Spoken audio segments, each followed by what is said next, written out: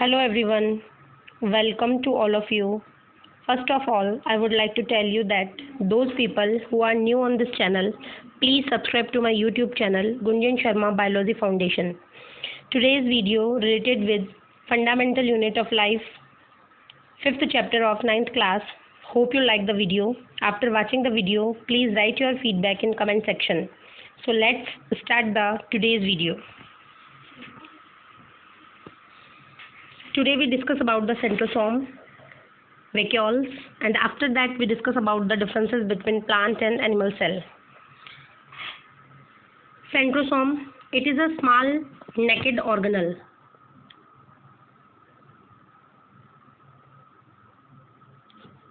present near the nucleus. ये जो centrosome है ये बहुत ही ज़्यादा छोटा और नेकेड का मीन इसके ऊपर कोई मेम्ब्रेन प्रेजेंट नहीं होती है.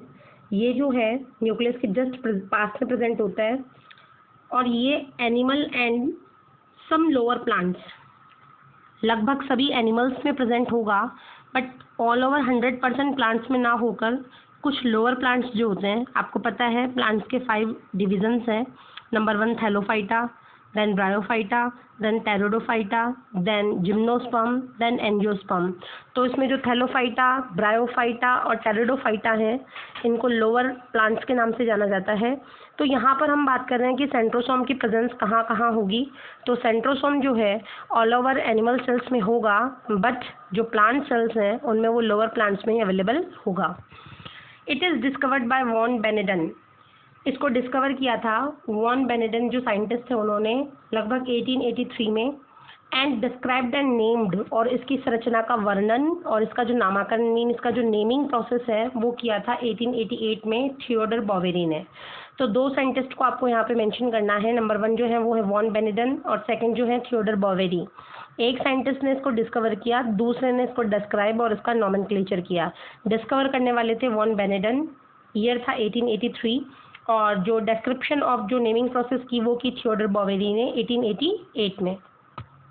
It has a sheath of specialised cytoplasm. Sheath का मतलब कवरिंग, आवरण. इसके चारों तरफ एक साइटोप्लाज्म का पूरा कवरिंग बनी हुई रहती है. उस कवरिंग को हम कहते हैं सेंट्रोस्फेयर. कवरिंग जो है साइटोप्लाज्म की बनी हुई है, उस कवरिंग को हम सेंट्रोसोम में पर्टिकुलर एक नाम देंगे और उसका नाम होगा सेंट्रोस्फेयर. जैसे कि आपको यहाँ पे डायग्राम शो हो रहा है, ये सेंट्रोसोम है, ये अंदर की तरफ, और ये जो सेंट्रोसोम है ये 2 प्रकार की यूनिट से मिलकर बना है और वो 2 यूनिट कहलाती है सेंट्रियोल. यानी एक सेंट्रोसोम का जो निर्माण है, एक सेंट्रोसोम का जो फॉर्मेशन है वो 2 टाइप के सेंट्रियोल से मिलकर होता है. It encloses 2 micro cylinders. इसके अंदर 2 छोटे छोटे सिलेंडर लाइक स्ट्रक्चर्स प्रेजेंट होते हैं जिनको कहते हैं centrioles. The 2 centrioles lie at right angle. Right angle का मीन 90 डिग्री. तो ये जो दोनों सेंट्रियोल्स हैं ये 90 डिग्री का या राइट एंगल बनाते हुए प्रेजेंट होते हैं.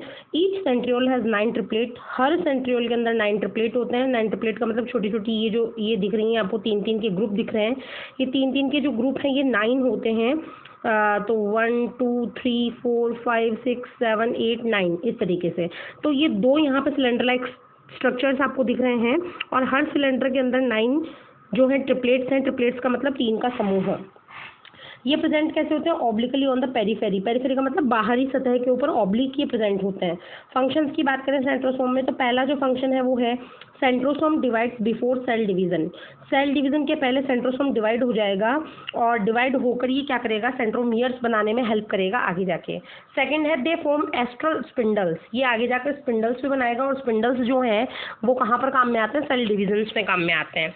Third, centrioles also produces basal bodies. ये बेसल बॉडीज भी बनाता है जो आगे जाकर सीलिया और फ्लैजेला का निर्माण करते हैं. सीलिया और फ्लैजेला क्या होते हैं? लोकोमोटरी ऑर्गेनल्स होते हैं. सीलियास प्रेजेंट होते हैं पैरामीशियम में और फ्लैजेला होती है यूग्लिना में, और पैरामीशियम और यूग्लिना इन्हीं के माध्यम से लोकोमोशन कर पाते हैं. नेक्स्ट टॉपिक जो है वो है वैक्यूल्स का. वैक्यूल्स की डिस्कवरी करने वाले साइंटिस्ट थे एंटोनी वॉन ल्यूवेनहुक, और वो वैज्ञानिक वही थे जिन्होंने इन्वेंशन किया था माइक्रोस्कोप का, और वैक्यूल्स को इन्होंने डिस्कवर किया था 1676 में. Vacuoles are membrane bound non cytoplasmic sacs. Vacuoles membrane से बाउंड होती हैं, इनके अंदर साइटोप्लाज्म प्रेजेंट नहीं होता. सैक लाइक स्ट्रक्चर यानी थैले जैसी दिखती हैं.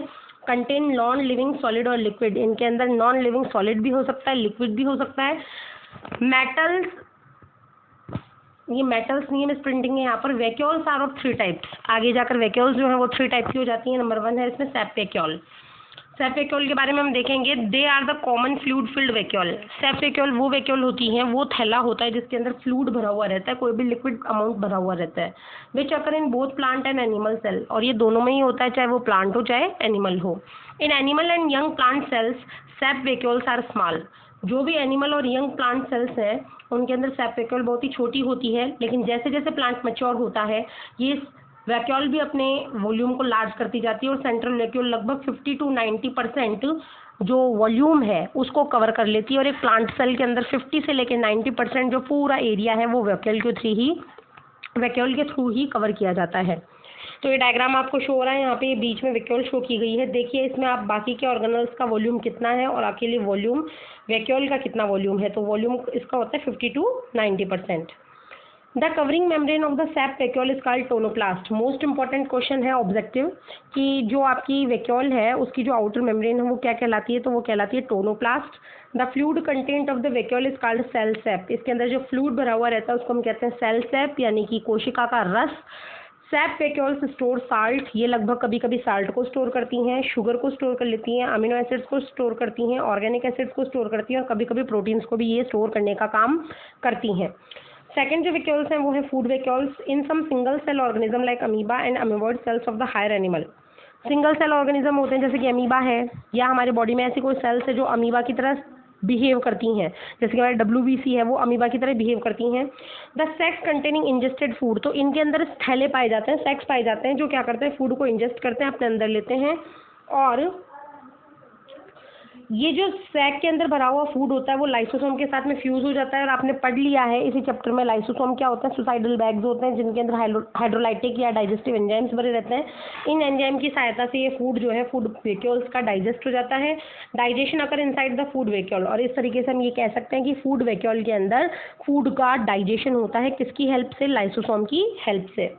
थर्ड जो वैक्यूल है वो है कॉन्ट्रेक्टाइल वैक्यूल। दे अकर इन सम यूनिसेलुलर फ्रेश वाटर ऑर्गेनिजम्स। ये यूनिसेलुलर फ्रेश वाटर में अकर होती है, जैसे कि अमीबा है, पैरामीशियम है, क्लैमाइडोमोनास है, ऐसे।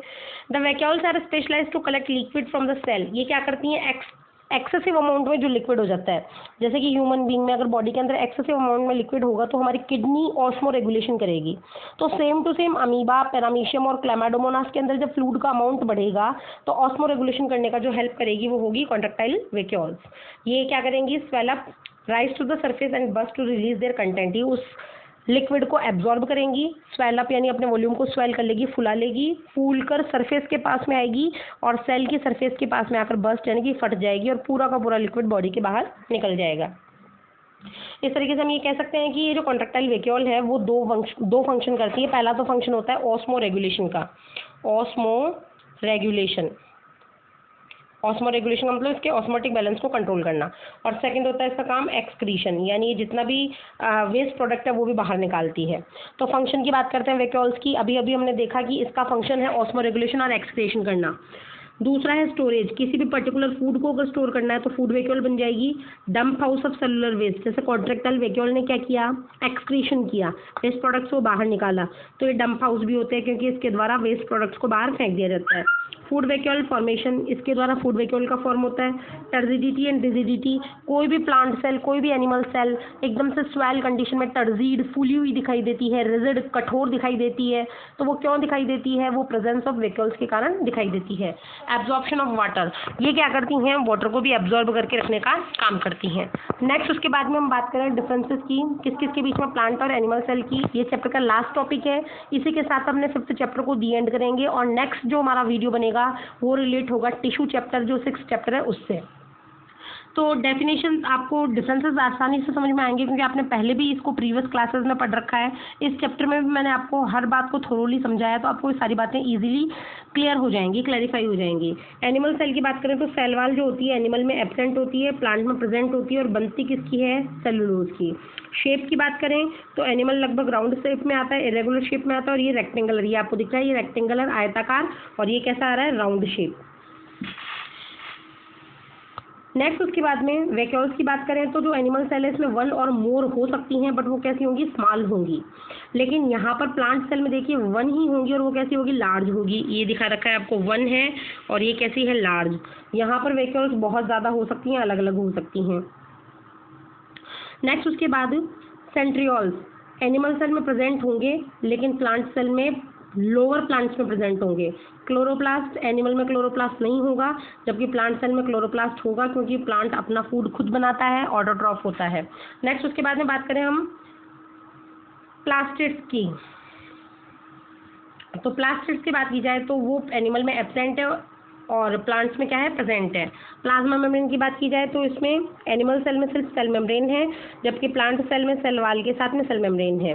लाइसोसोम्स जो हैं वो एनिमल सेल में प्रेजेंट होते हैं और प्लांट सेल में उनका होना ये कोई एविडेंट नहीं है, हो भी सकते हैं ना भी हो सकते हैं। और सीलिया की बात करें तो एनिमल सेल में प्रेजेंट होती है, जबकि प्लांट सेल में बहुत ही ऐसी रेयर सिचुएशंस होती हैं, कभी कभार हमें लगता है कि सीलिया प्रेजेंट है। तो इस तरीके से डायग्रामेटिक आपको रिप्रेजेंटेशन दिखा रखा है एनिमल सेल और प्लांट सेल का। डिफरेंसेस आपके सामने टेबुलर फॉर्म में यहाँ पे है। इसी के साथ हमारा ये चैप्टर